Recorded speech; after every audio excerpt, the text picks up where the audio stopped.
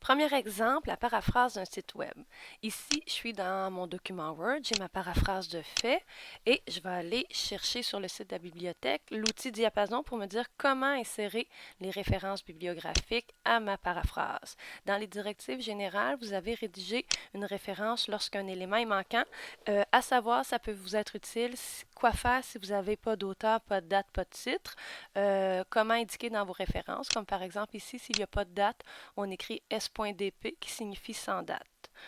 Une autre section intéressante dans les directives de diapason, comment insérer un auteur, la référence lorsqu'on mentionne le nom de l'auteur, le titre ou la date du document. Ça peut vous donner des idées de rédaction pour insérer vos citations. Diapason propose aussi 4 aides-mémoire en format PDF, mais aussi en format Word, ça peut être intéressant. Si vous les téléchargez, vous pouvez ajouter vos propres notes. Comme celui-ci vous présente tous les cas de figure, ça peut être utile à avoir sous la main lorsqu'on rédige. On peut ajouter nos notes, comme par exemple sans date, si on veut se rappeler qu'il faut écrire S. D.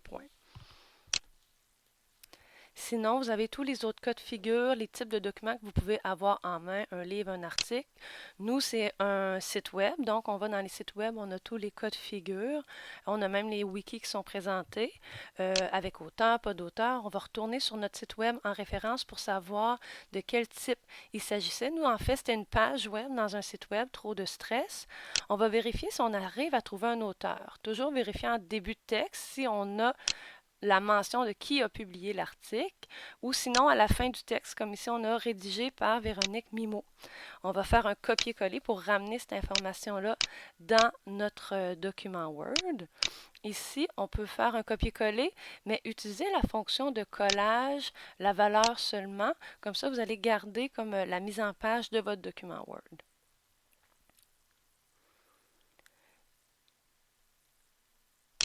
Si on retourne dans Diapason, ici pour savoir quoi faire comme autre information, on a une page web avec une personne indiquée comme auteur. Moi, ce que j'aime bien faire, c'est faire un copier-coller des directives de Diapason et de le ramener dans mon document Word. Comme ça, c'est plus facile à suivre par la suite. Donc, je fais une sélection, je ramène dans Word les directives qui me disent quoi faire.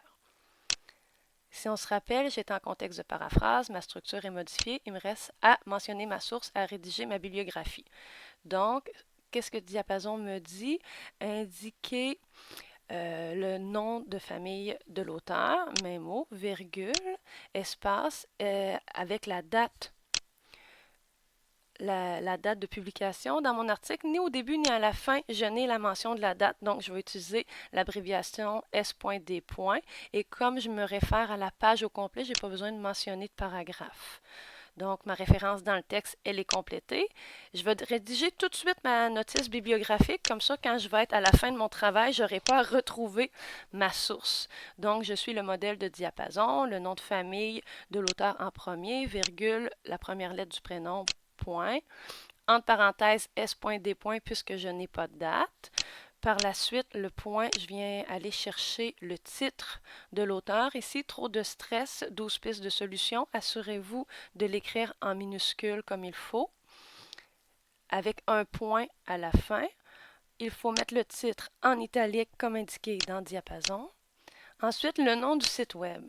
Retournez sur votre site web pour trouver le nom du site web. Le haut souvent de votre site va vous l'indiquer. Sinon, la section à propos va vous indiquer clairement quel est le nom du site. Ici, on a le Centre d'aide aux étudiants de l'Université Laval.